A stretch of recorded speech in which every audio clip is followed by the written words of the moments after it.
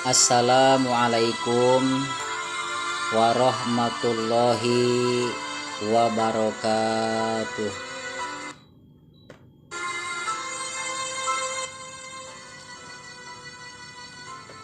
Bertemu lagi di channel Badru El Tamami.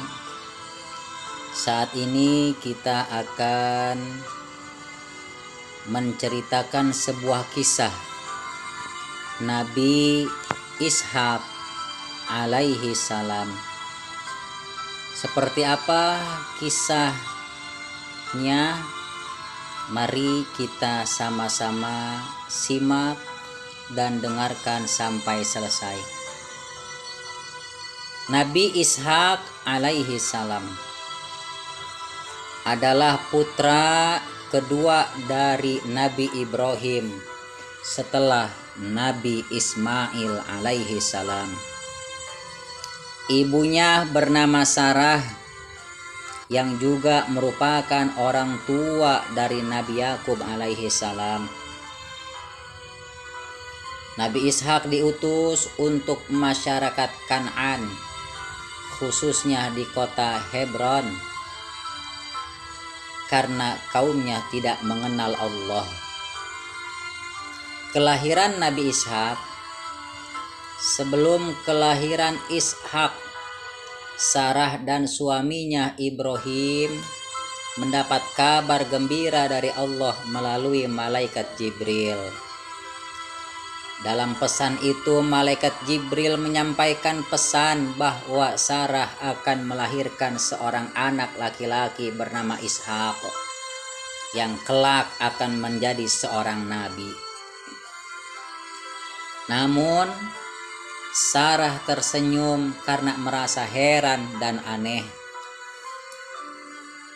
Dia merasa aneh karena tidak mungkin dia dan suaminya dapat memberi keturunan jika usia mereka sudah cukup tua, yaitu Sarah berusia 90 tahun dan Nabi Ibrahim 100 tahun. Ishak pun akhirnya terlahir di kota Kan'an pada tahun 1761 sebelum Masehi. Ishak merupakan anak kedua dari Nabi Ibrahim dan Sarah setelah Ismail. Bersama Ismail, ia menjadi penerus ayahnya untuk berdakwah di jalan Allah Subhanahu wa Ta'ala. Nabi Ishak menikah. Ketika Ibrahim telah sangat tua, Ishak belum juga menikah. Ibrahim tidak mengizinkan Ishak menikah dengan wanita Kan'an karena masyarakatnya tidak mengenal Allah dan asing terhadap keluarganya. Karena itu, Ibrahim memerintah seorang pelayan untuk pergi ke Haran. Seorang pelayan untuk pergi ke Haran, Irak, dan membawa seorang perempuan dari keluarganya.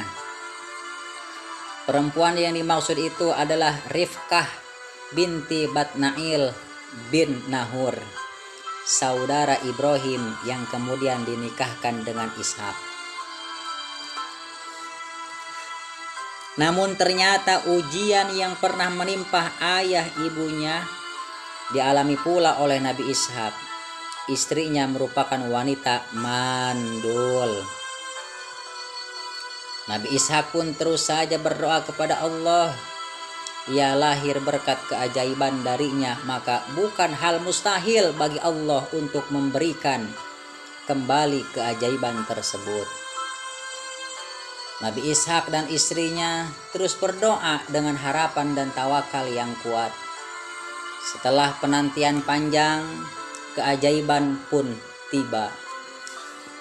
Rafiqah hamil, dan ternyata Allah memberinya anak kembar, ialah Lis atau Esau dan Yakub. Betapa bahagianya Nabi Ishak. Ia dianugerahi 2 orang putra di usianya yang telah senja. Salah satu putranya pula kelak menjadi seorang rasul ialah Nabi Yakub, yang kelak menjadi bapak dari Nabi Yusuf, Bunyamin, dan saudara-saudaranya. Dari anak-anak Yakub bin Ishak inilah cikal bakal Bani Israel atau keluarga Israel. Disebut Israel karena Nabi Yakub seringkali melakukan perjalanan di malam hari. Kelak dari Bani Israel ini pula lahir sederet nabi dan rasul. Allah menyebut dan memuji ketiga nabi, yakni Ibrahim, Ishak, dan Yakub dalam firman-Nya, dan ingatlah hamba-hamba kami Ibrahim, Ishak, dan Yakub, yang mempunyai perbuatan-perbuatan yang besar dan ilmu-ilmu yang tinggi. Sesungguhnya kami telah menyucikan mereka dengan menganugerahkan kepada mereka akhlak yang tinggi, yaitu selalu mengingatkan manusia kepada negeri akhirat, dan sesungguhnya mereka pada sisi kami benar-benar termasuk orang-orang pilihan yang paling baik.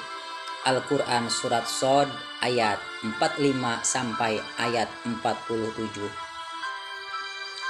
Dakwah Nabi Ishak. Beliau diangkat menjadi nabi sesudah ayahnya. Beliau dikenal sebagai ahli ilmu dan hikmah. Ishak diutus Allah untuk berdakwah di wilayah Palestina, khususnya daerah Kan'an dan Syam. Ishak meneruskan dakwah ayahnya Ibrahim yang sudah tua. Seperti halnya nabi-nabi lainnya, maka Nabi Ishak pun diperintahkan untuk mengajarkan cara-cara sholat, puasa, zakat, dan haji, serta meninggalkan perbuatan maksiat pada kaumnya. Dalam memimpin kaumnya, Nabi Ishak dikenal sebagai nabi yang bersifat ramah tamah, sehingga umatnya merasa senang, rukun, dan diberi kemakmuran yang berlimpah ruah oleh Allah Subhanahu wa Ta'ala. Wafatnya Nabi Ishak. Setelah selesai dengan tugas kenabiannya dan kerasulannya, Allah akhirnya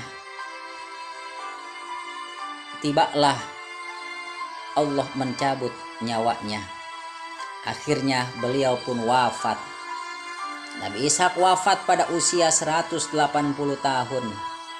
Beliau dimakamkan di Palestina bersama Nabi Ibrahim dan Sayyidah Sarah. Jasadnya dimakamkan di Palestina, tepatnya adalah di Gua Makfilah, Hebron atau Palestina sekarang. Di atas Gua Makfilah kini dibangun sebuah bangunan masjid yang diberi nama Masjid Ibrahim. Di gua ini juga dimakamkan Nabi Ibrahim dan istrinya Siti Sarah, Nabi Yakub alaihi salam putra Nabi Ishak alaihi salam, Rafqah istri Nabi Ishak, dan juga Leah istri Nabi Yakub. Nabi Ishak dalam Al-Quran. Nabi Ishak beberapa kali disebutkan di dalam Al-Quran, diantaranya Al-Quran Surat Al-Baqarah ayat 133, 136, 140,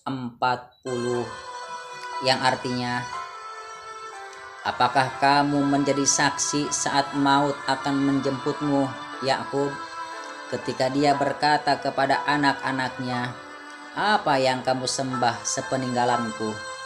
Mereka menjawab, kami akan menyembah Tuhanmu dan Tuhan nenek moyang kamu, yaitu Ibrahim, Ismail, Ishak, yaitu Tuhan yang Maha Esa, dan kami hanya berserah diri kepadanya. Al-Quran Al-Baqarah 133. Kemudian Al-Baqarah ayat 136, artinya, katakanlah, kami beriman kepada Allah dan kepada apa yang diturunkan kepada kami, dan kepada apa yang diturunkan kepada Nabi Ibrahim, Ismail, Ishak, Yakub, dan anak cucunya, dan kepada apa yang diberikan kepada Musa dan Isa, serta kepada apa yang diberikan kepada nabi-nabi dari Tuhan mereka, kami tidak membeda-bedakan seorang pun di antara mereka, dan kami berserah diri kepadanya. Kemudian Al-Quran surat Al-Baqarah 140 yang artinya, ataukah kamu orang-orang Yahudi dan Nasrani berkata bahwa Ibrahim, Ismail, Ishak, Yakub dan anak cucunya adalah penganut Yahudi dan Nasrani? Katakanlah, kamulah yang lebih tahu atau Allah, dan siapakah yang lebih zalim daripada orang-orang yang menyembunyikan kesaksian dari Allah yang ada padanya. Allah tidak lengah terhadap apa yang kamu kerjakan. Kemudian Al-Imran ayat 84 yang artinya, katakanlah Muhammad, kami beriman kepada Allah dan kepada apa yang diturunkan kepada kami dan yang diturunkan kepada Ibrahim, Ismail, Ishak, Yakub dan anak cucunya, dan apa yang diberikan kepada Musa, Isa dan para nabi-nabi dari Tuhan mereka.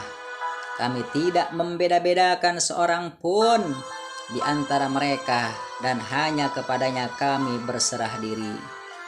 Kemudian Al-Quran surat An-Nisa ayat 168, Allah berfirman yang artinya, sesungguhnya kami wahyukan kepadamu sebagaimana kami telah mewahyukan kepada Nuh dan nabi-nabi setelahnya, dan kami telah mewahyukan pula kepada Ibrahim, Ismail, Ishak, Yakub dan anak cucunya Isa, Ayub, Yunus, Harun dan Sulaiman, dan kami telah memberikan kitab Zabur kepada Daud. Itulah kisah Nabi Ishak alaihi salam yang penuh dengan hikmah yang bisa kita ambil. Kita bertemu pada kisah yang akan datang. Semoga bermanfaat. Assalamualaikum warahmatullahi wabarakatuh.